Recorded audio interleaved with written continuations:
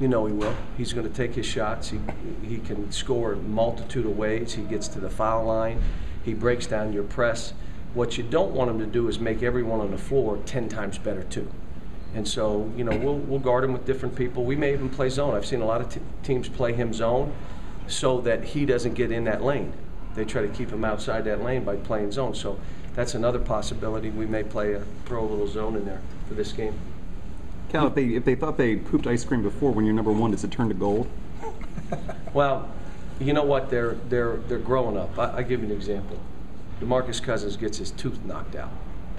Now, what would he have done the first week of the season if someone hit him in the mouth and knocked his tooth out? He would have said a tooth for a tooth. I mean, he does nothing except go, did he knock my tooth out? And when he smiled, the entire bench laughed, and we all laughed.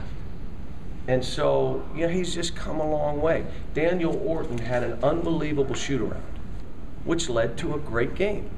Now, is he convinced that's how he's got to play? I mean, those are things, you know, Eric and John are talking to each other the whole time they're on the court. That's what you want your guards to do. The best tandem I had that played together, Derek and Chris Douglas, obviously two pros, really played together well. The best two I had were Carmelo Travieso and Edgar Padilla. And the reason is they spoke Spanish and no one else did. They talked to each other. Go back door. The kid went back door wide open. I mean, they could speak and they talked to one another and no one knew what the heck we were. I didn't even know. You know, I told them to give me some words like, you know, tell me what this means. Tell me how you'd say this and that. I said, you ever say that stuff to me right there, those words? You're going to have a problem. What sense of accomplishment do you have taking, as you've said, an NIT team, and now halfway through the season they're number one in the country? And they're not an NIT team, obviously. Last year's team was, but most of those guys aren't back. You're only playing 3 or 4 of those guys. So you're talking about us. I take great pride in the fact that they have come together as a team, and they've accepted each other. They have accepted coaching. They've accepted our style of play. But let me say this, they all wanted to play here for me. So it's not hard for John or Eric, or they wanted to be here and play with me. So I say I take great pride, but I also on the returning players who have all gotten better. Now, they may not be playing as much, that their role might be diminished, but they're better players than they were a year ago from what I can see. You've talked a lot about the contributions you need from the bench. Are they close to knowing what their defined roles are, do you think? Getting better. They're getting better. They're getting more comfortable.